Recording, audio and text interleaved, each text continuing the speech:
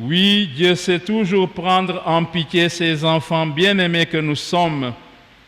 Il nous a créés et il ne peut jamais être indifférent à notre situation, à nos souffrances. Avec le récit de la création, nous sommes invités à reconnaître les merveilles que le Seigneur a faites pour nous, d'une part en nous donnant la vie, mais aussi à la suite d'Abraham, le père des croyants. Nous serons toujours invités, d'autre part, à savoir vivre une aventure de la foi avec notre Seigneur, comme la traversée du désert avec le livre de l'Exode le montre si bien. Dans toute traversée, chers amis, dans la foi, traversée du désert, il faut être prêt à affronter les épreuves incontournables de cette traversée. La vie chrétienne est comme une montée vers Pâques et il faut impérativement passer par le chemin du Golgotha. Pour y arriver, il faut de la persévérance dans la foi et Abraham nous en donne si bien la preuve et l'exemple. Le Dieu de nos pères dans les temps passés s'est bel et bien servi du sang des animaux pour conclure et sceller son ancienne alliance d'amour avec son peuple. Mais comme le rappelle si bien l'Épître aux Hébreux, dans les derniers temps, dans les temps où nous sommes et pour la nouvelle alliance, Dieu a envoyé son Fils bien-aimé qui a versé son sang, son précieux sang qui parle plus que celui d'un animal pour notre salut.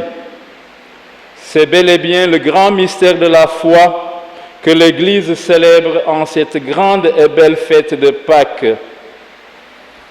Hier seulement, dans la même épître aux Hébreux, la même épître aux Hébreux ne nous affirmait-il pas ceci, qui suit: Frères, en Jésus, le Fils de Dieu, nous avons le grand prêtre par excellence, celui qui a pénétré au-delà des cieux.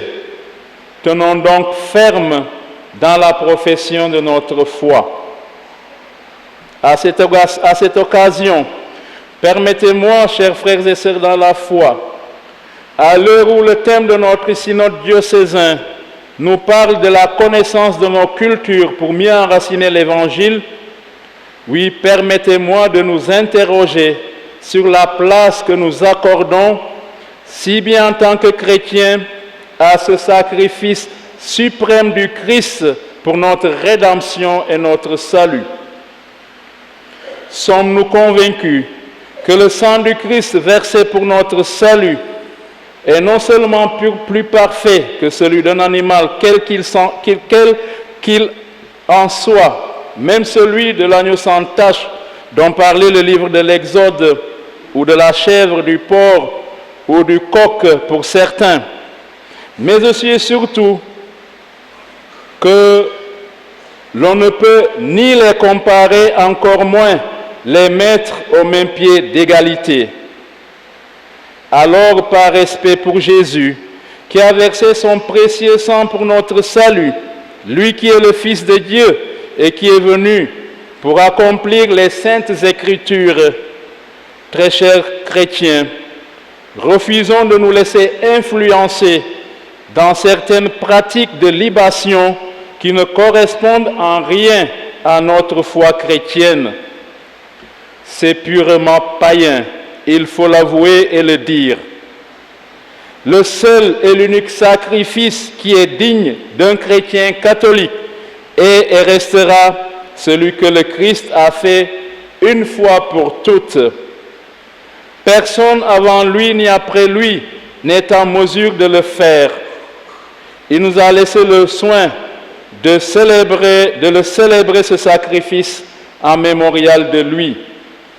C'est pourquoi l'auteur de l'Épître aux Hébreux nous demande ceci: avançons donc avec pleine assurance vers le Dieu Tout-Puissant qui fait grâce pour obtenir miséricorde et recevoir en temps voulu la grâce de son secours. Dans son épître aux Romains, l'apôtre Paul affirme solennellement ceci: par le baptême, nous avons été mis au tombeau avec lui, c'est pour que nous menions une vie nouvelle nous aussi. Dans la résurrection du Seigneur, nous avons la lumière nouvelle de la vie éternelle. La lumière de l'Évangile doit servir à éclairer nos cultures et non le contraire, à savoir user des ténèbres de nos cultures pour étouffer la lumière de la résurrection du Seigneur Jésus-Christ. En cette nuit très sainte, la plus sainte que toutes les nuits, assombrie par les ténèbres de la peur et du manque de discernement dans notre foi, demandons au Seigneur ressuscité la lumière de sa résurrection pour marcher sur le chemin qui conduit à la vie éternelle.